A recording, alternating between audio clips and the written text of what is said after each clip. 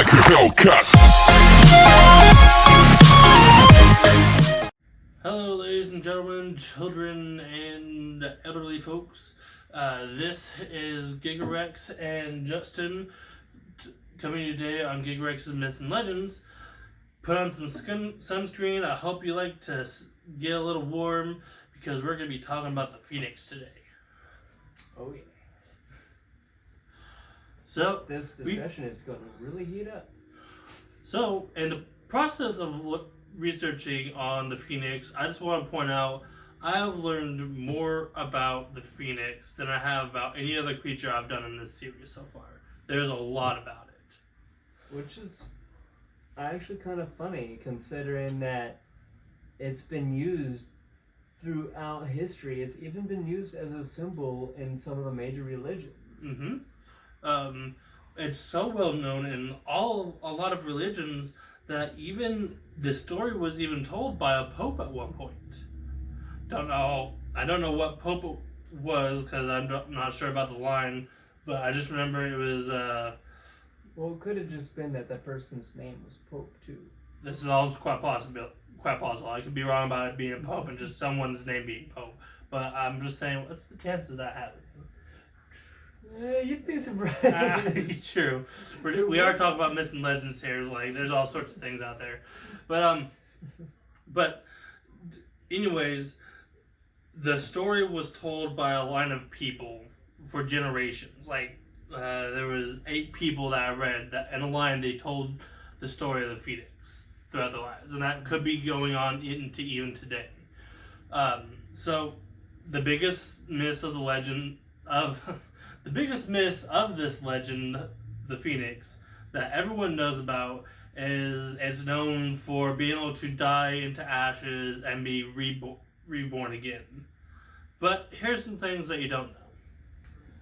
That, first of all, it could live a long life, or so it's thought. Before even having to die and be reborn again.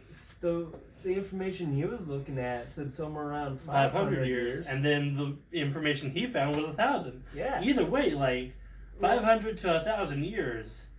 Oh my god. I feel old right now and I'm only 25.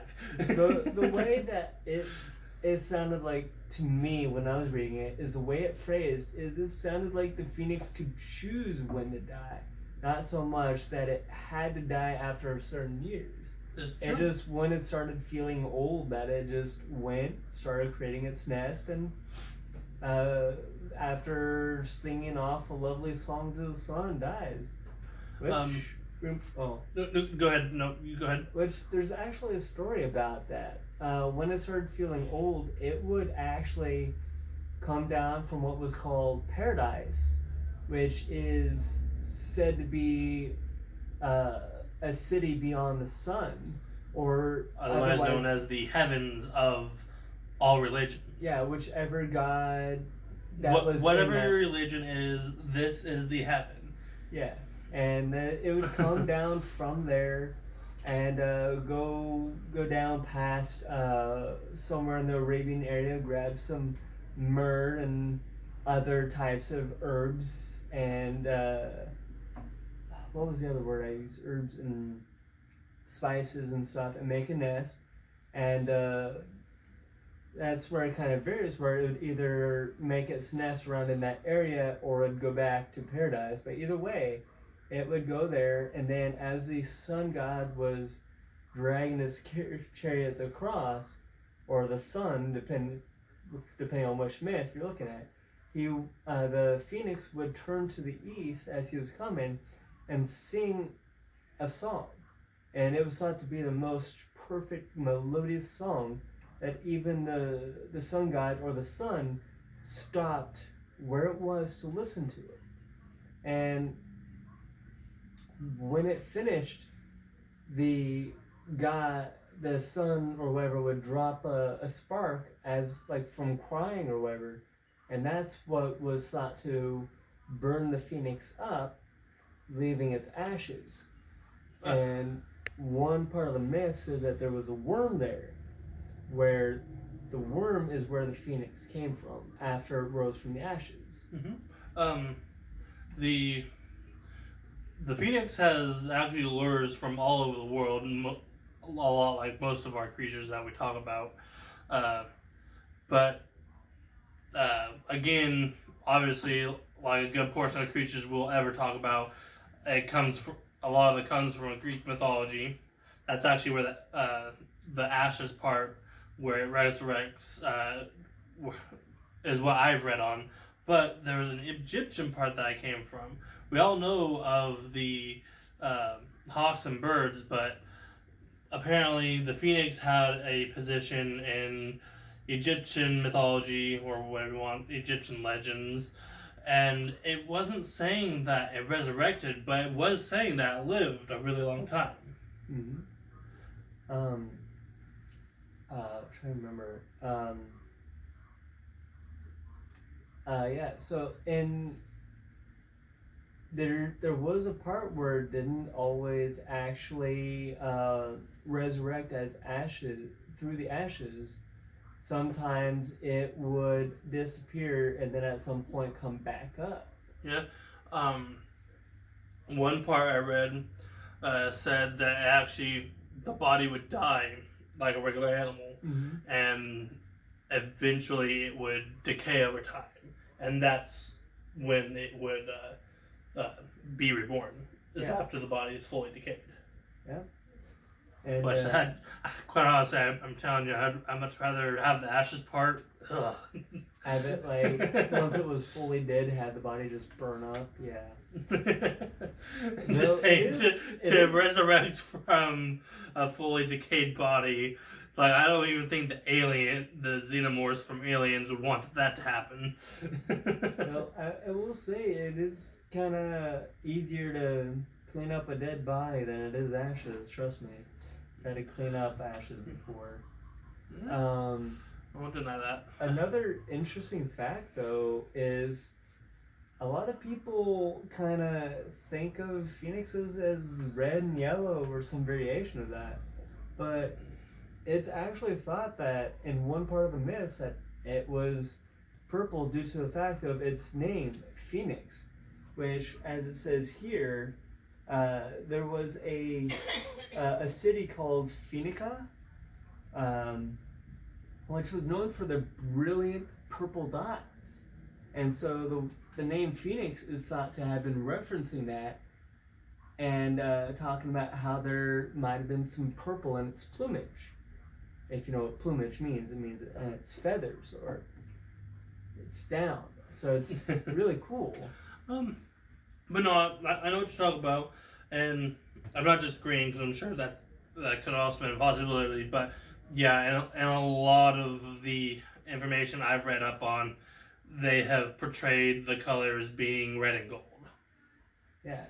Especially, like, the Egyptian one was very specific on that one. Yeah. And a lot of people know about how it represents life and death and life, death, resurrection, of course. Life, death, creation, destruction, and almost kind of like a Easter thing. It also has to do with a new beginnings. Yeah.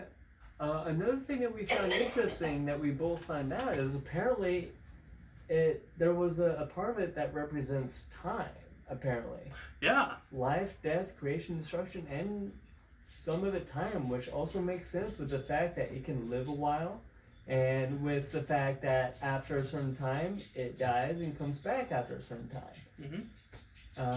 Like, maybe it's symbolizing in time is that even though it lives a long time, it still dies, and a different life can be completely different, even if you know how to live it. I guess choose your time wisely, something like that. All good things must come to an end. Yeah. But with each end, there's always a new beginning. Yep. Which a phoenix represents that saying pretty well. Yep.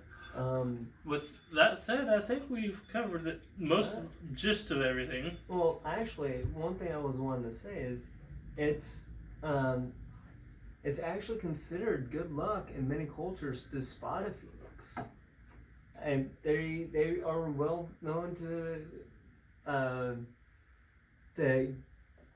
know or seeing a phoenix is basically like spotting a four-leaf clover, which if you know what there's actually another theory with four-leaf clovers besides the whole fact that they're a mutation. But there's a thought that in each leaf of a clover, there's life, wealth. Don't forget the third one, but the fourth one is luck. The fourth leaf is luck. So it was considered to signify that a good leader who was very wise had been given ruling power by the phoenix, and I had interest in there. And that's about it right there. All right. Well, there's one thing I want to add, just like in most of my videos, hopefully from now on. What would it be like to have a phoenix if it were real in real life? Like, let's say it wasn't a singular creature. Let's say it was just a rare one to find in the world. It didn't travel from the sun. It just lived on Earth, and there was multiple, just they weren't exactly the easiest to find creatures. What would it be like? Would people try to find them and try to breed them? Would it be a really exotic animal? Would they be a little overrunning because of the fact they can't die? Or you know what? That's actually another question right there. Yeah. Can they actually die? Like, is the resurrection thing just from old age, or if someone were to try and kill it, would it just die and resurrect? That is a good question. And some of the other myths before doing this research, what it had been thought is that if, like for example, in Harry Potter, when what's his name, Fox or whatever dies, mm-hmm. he rises up there. But he died of old age. Yes, but the thing is though, he didn't have to make a nest, as this says. True. So maybe if he had died, he would have. But the interesting thing though is, like unicorns though, it's thought that phoenixes could pass on their healing and regenerative ability. So we might be a little overrun in population of phoenixes that exist. Yeah. Because phoenixes were thought to be very helpful people. Sure, their flames could kind of get out of control and destroy some villages, but they're also thought to bring life and prosperity as well. Yeah. That actually makes me think, like, that would probably be a highly sought after creature to have in hospitals. Well, if you remember, their tears are thought to have healing ability. Yeah. Like if you want to go off the movie, it healed Harry Potter, who was bit by the basilisk, which means he was poisoned. He was gonna die, not via wound, but via poison. And the funny thing is, like, if you were to play Final Fantasy or some other game, their feathers are used as revival items. Like, not just healing, but to bring you back from the dead. Yeah. Which, that's a part of the myth as well, though it's very, very commonly disputed, though. Yeah. It's hard to believe that once you're dead, you can come back. But, you know, it was a divine creature. Yeah. I don't think there would be a downside to having phoenixes being a real thing, or even a lot of them in our world today. I think having phoenixes would be an upside, so long as that healing ability was actually real. Right. I just realized another fact. They are also symbols of the underworld as well. Oh. They are thought to have been able to go down to pass through the underworld. Okay, that's good to know. I believe that's all we have today on the Phoenix. I hope you guys had lots of warm thoughts about this. I know it was very interesting for us to learn about it. It's not our longest story, but we learned a lot more about this creature than we have about any other. And I hope that isn't the case for others. I mean, I hope that it happens again for other creatures, because I'm all about these myths. I thought to be very big on the knowledge of most of these creatures, not all of them, but most of them. So yeah, hope you guys have liked the video. Go check out past videos. Justin and I do very good together. At least I think we do on our game videos. Great commentary, and don't be afraid to check out our other videos of Myths and Legends. He just started doing these with me recently. He's going to be with me a lot more in the future, and hopefully we'll be doing some extra stuff. Maybe once we get some more views, we'll get into doing more and more often. I personally like to think I make his videos more fun. Actually, I'd have to agree, just because it gives me someone to actually talk to. But more than just that. Yeah. Well, I mean, with the game videos, I kind of have that stupid stuff going on. Anyways, hope you guys all have a wonderful Giga Day. This has been Gigarex and Justin coming to you from Myths and Legends. Catch you later. Yeah.